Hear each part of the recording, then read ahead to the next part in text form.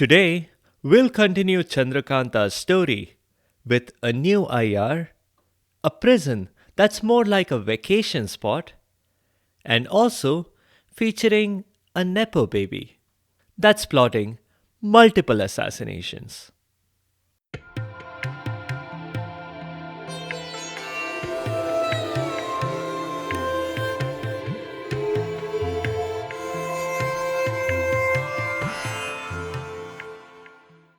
Welcome to Stories from India. This is a podcast that will take you on a journey through the rich mythology, folklore, and history of the Indian subcontinent. I am Narad Muni, the celestial storyteller and the original Time Lord.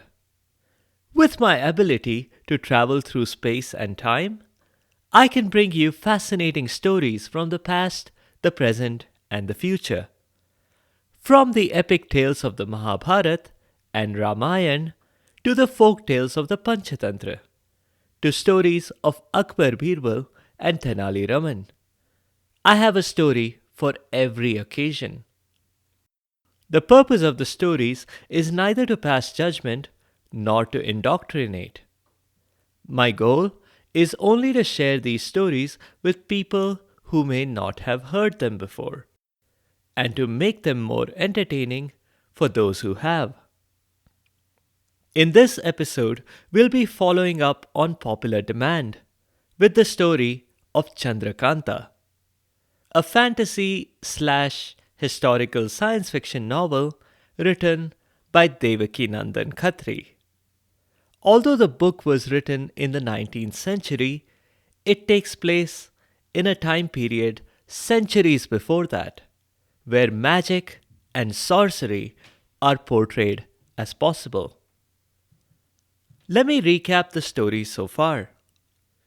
Prince Virendra of Naugarh and Princess Chandrakanta from neighboring Vijaygarh are hopelessly in love with each other.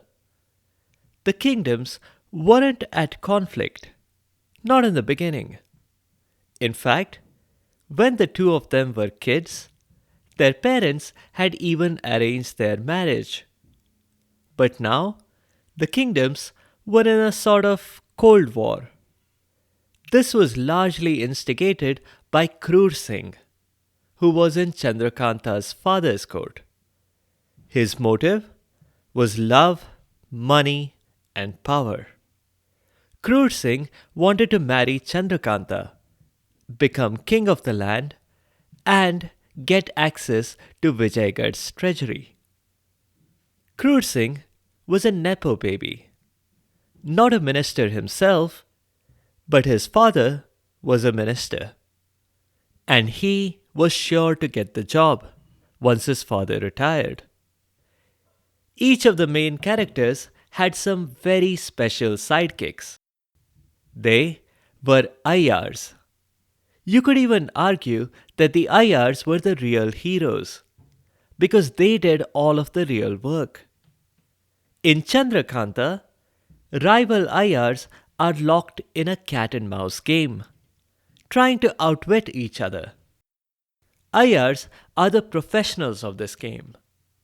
They are like a cross between Mystique from X-Men, Ethan Hunt from Mission Impossible, and Sherlock Holmes. Because they are so good at disguising themselves, it's almost like they can shapeshift. They have access to technology from a future century, and they are experts at chemistry. Virendra Singh and Chandrakanta were pining for each other. But Virendra was banned from entering Vijaygarh, thanks to the Cold War. So, he sent his Aiyyar, Tej Singh, to deliver a message. Nazim, Krur Singh's Aiyyar, was spying on Chandrakanta. But Chapla, Chandrakanta's Aiyyar friend, caught Nazim in the act. Ahmed, Krur Singh's other Aiyyar, rescued Nazim, but the two of them were tricked by Ketki, Chandrakanta's maid. Only it wasn't Ketki. It was Tej Singh, who had just finished delivering Virendra's letter to Chandrakanta and now was carrying her reply. Ketki, really Tej Singh, captured Ahmed and took him away, while Nazim went to wake up Krur Singh. That's where we'll continue the story. Ketki had hoped to capture both Ahmed and Nazim. That would have left Krur Singh Aiyyar-less. But she had to settle for just Ahmed. Quickly, she transformed back into Tej Singh. Tej Singh put the unconscious Ahmed in his sack and, hoisting the heavy Aiyyar on his back, made his way back to Naugarh. Meanwhile, back in Naugarh, Virendra Singh was experiencing news deprivation anxiety. This was well before 24-hour news cycles were available.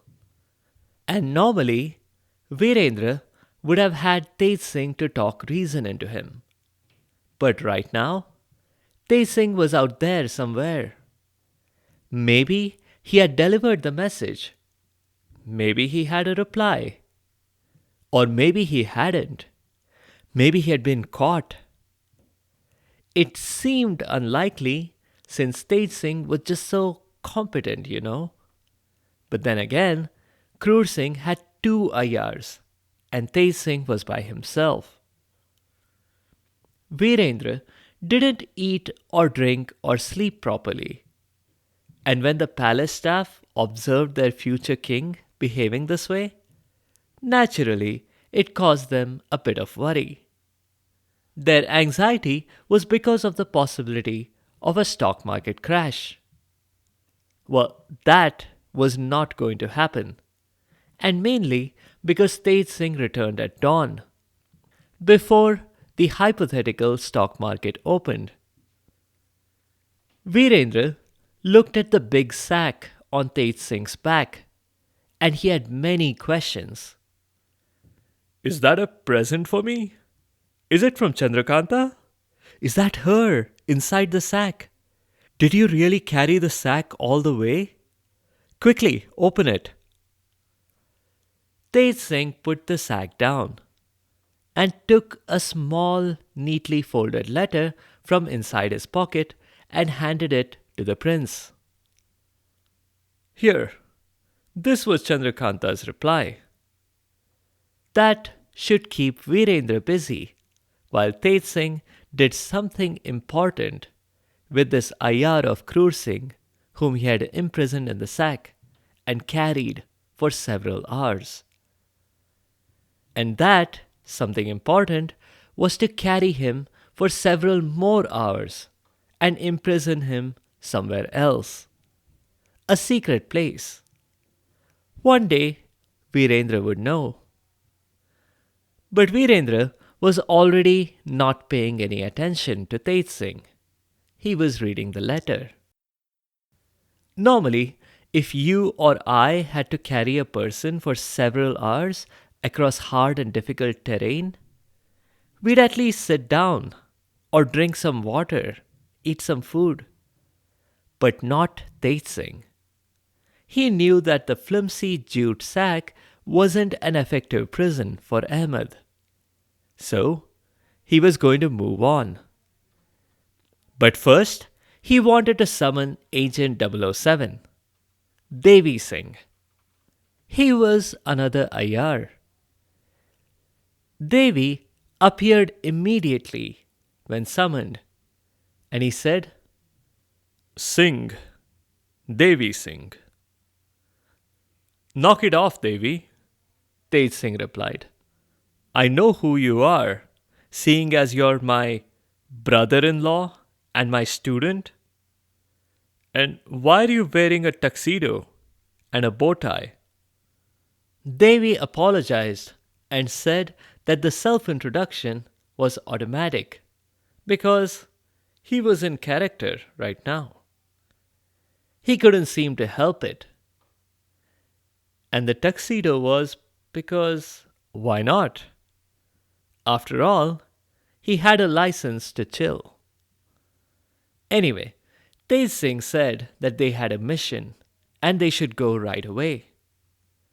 He also overrode Devi Singh when the latter asked to get some gadgets from Agent Q, their quartermaster. Tej also made Devi Singh carry the sack over Devi's protests that the jute fibers would spoil his tuxedo and they might charge him extra at the store that he had rented it from. Again, for several hours, through mountains and valleys and forests, the two of them walked, until finally they reached the base of a hill. Cleverly hidden behind some boulders was a cave. It was pitch dark in the cave until Tej Singh lit a torch. They walked past many inscriptions and finally reached a stone door. Devi Singh remarked that he would have gotten major Lord of the Rings vibes here if it weren't for the fact that the books hadn't been written yet. Tej Singh turned to Devi and said, "Look, I'm going to show you how to open and close this secret door. You are going to go on a new secret mission, and you may arrest other Aiyyars. And if you do, you're to bring them here and lock them in." "What other Aiyyars?" Devi Singh wondered. "You've got Ahmed, and Nazim is the only one left." But Tej Singh cautioned that everyone powerful seemed to have multiple Aiyyars, manufactured on the spur of the moment to advance the plot. For example, Devi Singh hadn't been mentioned earlier in the story, and yet he suddenly sprung into today's episode, didn't he? It was hard to argue against that. Devi Singh accepted it and followed Tej Singh's instruction and put his hand inside a lion statue. He pulled and twisted the tongue that was inside it. Instantly, the door opened.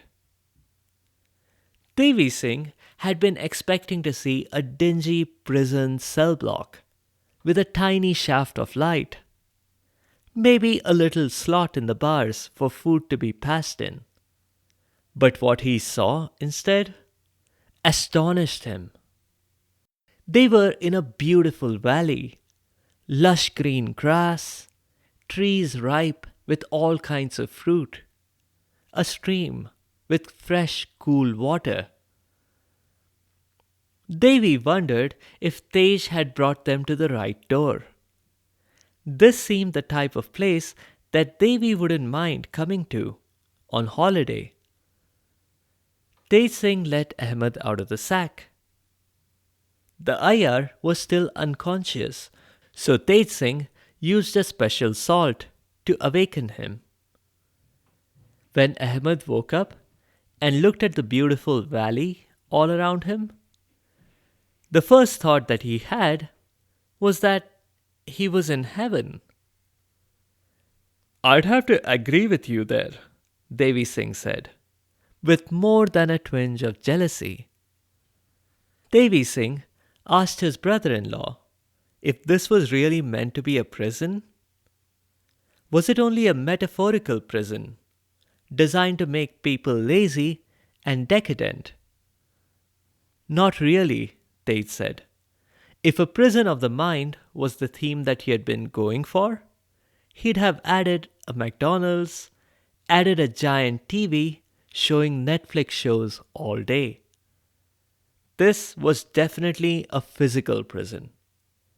Ahmed's foot would be shackled using a very loose, very long chain. But even with that, the chain was not really necessary. Where could their prisoner go? All around them were tall peaks. It was impossible to scale those, even with specialized climbing equipment.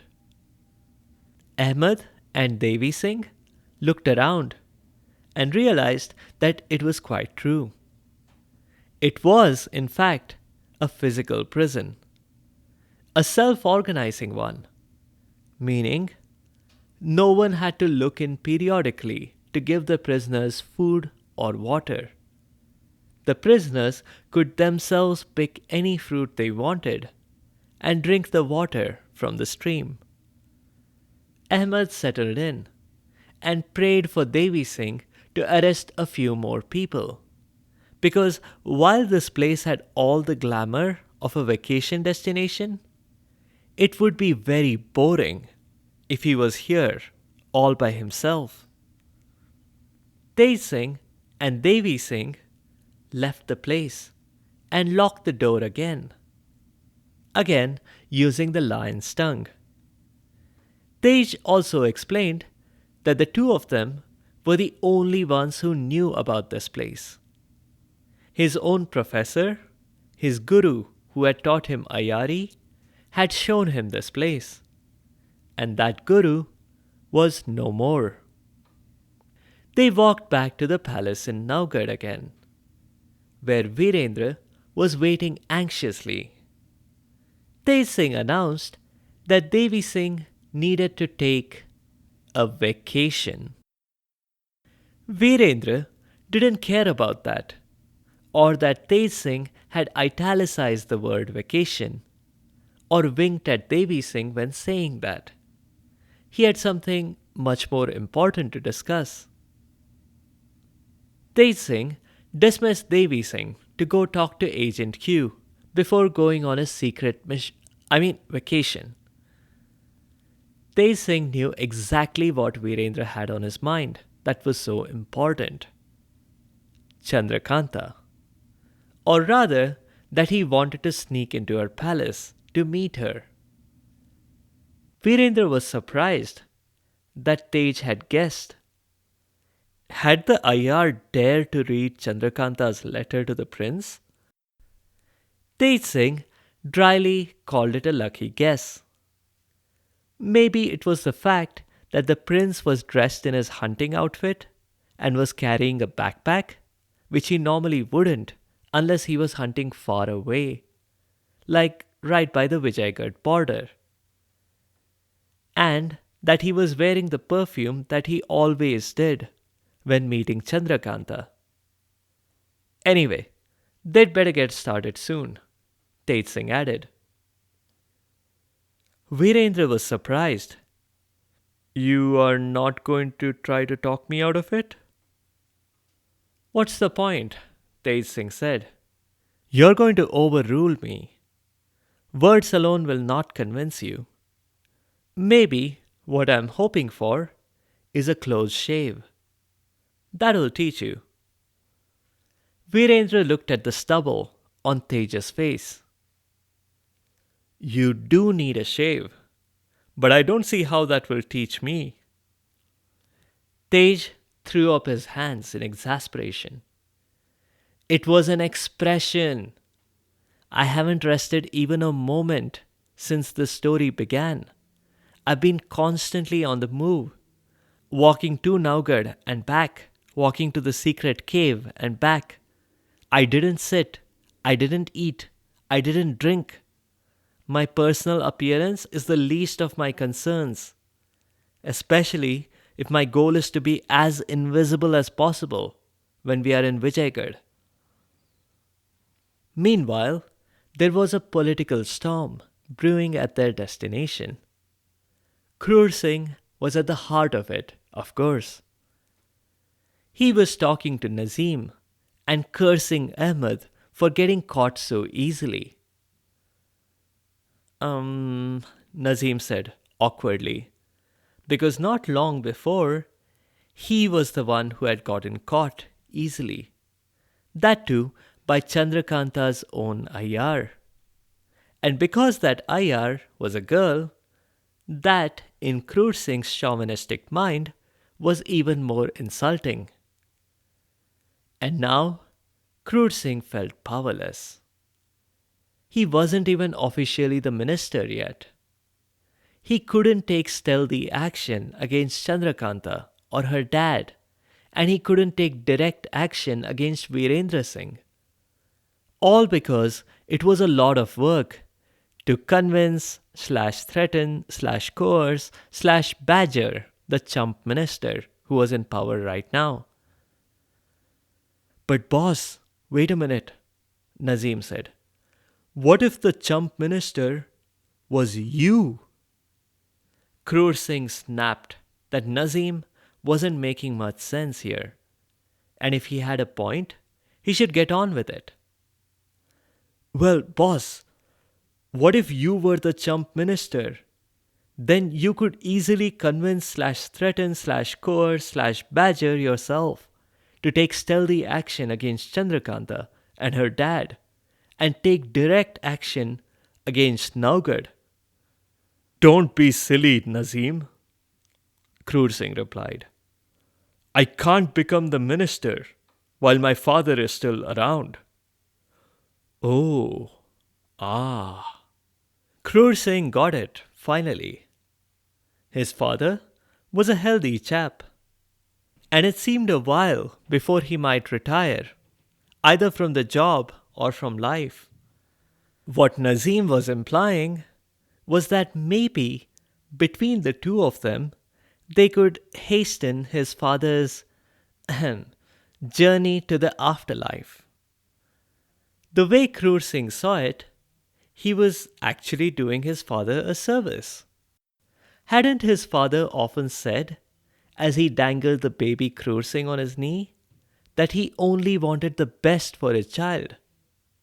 That baby, now all grown up into an evil mastermind, was ready to take over the best princess, as his wife, the best kingdom to rule on. So why should his father stand in the way? Krur Singh lost no time. He went straight to his father's drinks cabinet and liberally laced the drinks there with some poison that Nazim had given him.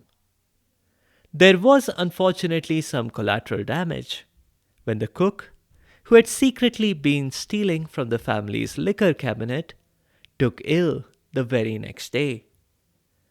Krur Singh's father began the search for a replacement cook, but there was no need, because the next day the minister himself passed away. That threw the kingdom into a bit of chaos. Krur Singh, the cold-blooded killer, took advantage of the traditional days of mourning to stay cooped up in his home, plotting his next move. When he emerged, the king would make him minister. It was already there in writing. Krur Singh had also carefully destroyed the remaining poison bottles in case the coroner or the insurance agent suspected foul play.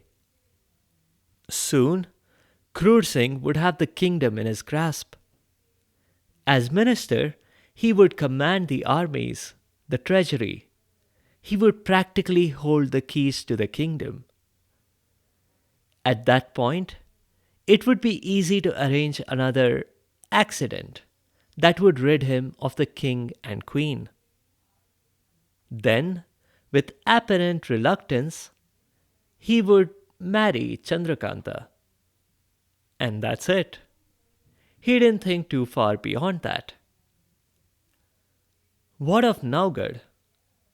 Krur Singh would crush their armies because the ones at Vijaygarh were vastly superior. And meanwhile, Virendra Singh and Tej Singh might try something more subtle, like sneaking into the palace and meeting Chandrakanta. If they did, Krur Singh was ready because he had deployed Nazim on surveillance duty. Chandrakanta was to be observed at all times. If Nazim spotted Virendra Singh or Tej Singh, he was not to interfere. He might get caught like last time. Instead, he was to fetch Krur Singh and alert the guards to trap them in. Once they were caught, the current king would naturally order a swift execution if they were caught in the act, so to speak. He grinned his evil mastermind laugh as he realized that for the first time in a while, he was happy. That's where we'll leave it this time. A few notes. Aiyyars, according to Devaki Nandan Khatri, were not really magical, unlike how they were portrayed in the television series. Aiyyars were just really, really good using the three things that I mentioned: futuristic technology, chemistry, and stealth. A huge appeal of the book is in how Khatri keeps us guessing about who's using Ayari and what their true intentions are. Like a murder mystery, where you keep changing your guess about whether it was the butler, or the cook, or the driver, or the mailman who did it. The previous Chandrakanta episodes were episode 130, 137, and 174. They are linked on the site sfipodcast.com. Check them out. In the next episode, we'll go back to the Ramayana, as many of you have been asking for. We'll see Ram, Lakshman, and the army of Vanars find a way to cross the ocean to Lanka. Thank you all for the comments on social media and on Spotify's Q&A. I can't directly reply to the questions there, but I'll address them here on the show. Thank you to Anikar, Prasanna, Arush, Rajul, Vamsi for the feedback. I've also noted your story requests and added them to my ever-growing backlog. I might create a poll here so I can start prioritizing between all these areas. Look out for that in the next episode or two. If you have any other comments or suggestions, or if there are particular stories that you'd like to hear, please do let me know by leaving a comment or a review on the site sfipodcast.com, or tweet at sfipodcast, or reply to the questions on Spotify's Q&A. You can also find me on Instagram and Facebook. Be sure to subscribe to the show to get notified automatically of new episodes. A big thank you to each and every one of you for your continued support and your feedback. The music is from purpleplanet.com. That's purple-planet.com. Thank you for listening, and I'll see you next time.